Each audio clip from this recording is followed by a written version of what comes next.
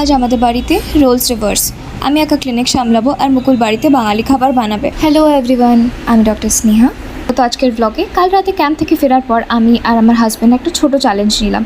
সকালে আমাদের ক্লিনিকে অ্যাসিস্ট্যান্ট না থাকার কারণে ক্লিনিক ম্যানেজ করা খুব চ্যালেঞ্জিং, আর ফুড প্রেফারেন্সেস ডিফারেন্ট হওয়ার জন্য আমি বেশিরভাগ রান্না করি। তাই ভাবলাম আজ দুজনের পিওভিটা একটু বুঝে দেখা যাক, কারণ কোনো কাজই সহজ নয়। ব্রেকফাস্ট খেয়ে আমি ক্লিনিকের উদ্দেশ্যে রওনা দিলাম ক্যাবে। ক্লিনিকে গিয়ে প্রথমে শপ ওপেন করে পুজো দিলাম, তারপর সব ইনস্ট্রুমেন্টস অ্যারেঞ্জ করে নিলাম। আগে থেকেই পেশেন্টের অ্যাপয়েন্টমেন্ট ছিল, আরেকজন পেশেন্ট এসেছিলেন, তার বিকেলে আরসিটির অ্যাপয়েন্টমেন্ট রাখলাম।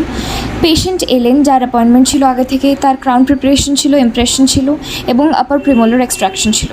ডেন্টিস্ট্রিতে অনেকবার পেশেন্ট ভিজিট করতে হয় বলে ডক্টর পেশেন্ট রিলেশনশিপটা খুবই আপন হয়ে যায়। এই আন্টিরও আমার ট্রিটমেন্ট পছন্দ হওয়ার কারণে নিজের মেয়ের বিয়েতে আমায় ইনভাইট করে গেলেন। এরকম মুহূর্তগুলো আমাদের প্রফেশনকে আরও স্পেশাল করে তোলে।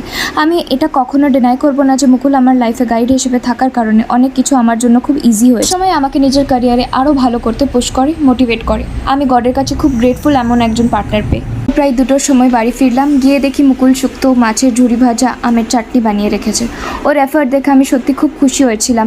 আজও আজ পর্যন্ত শুক্তো বানায়নি, আর ও ইউটিউব দেখে প্রথমবার বানিয়েছে। সব কিছুই দারুণ হয়েছিল, কিন্তু শুক্তোটা এত ভালো হয়েছিল যে আমি 2বার খেয়েছি। একটু রেস্ট নিয়ে আবার বিকেলে রেডি হয়ে দুজনে ক্লিনিকের উদ্দেশ্যে বেরিয়ে পড়লাম। আপনাদের আমার কন্টেন্ট ভালো লাগলে অবশ্যই আমার ইউটিউব চ্যানেলটি সাবস্ক্রাইব করবেন।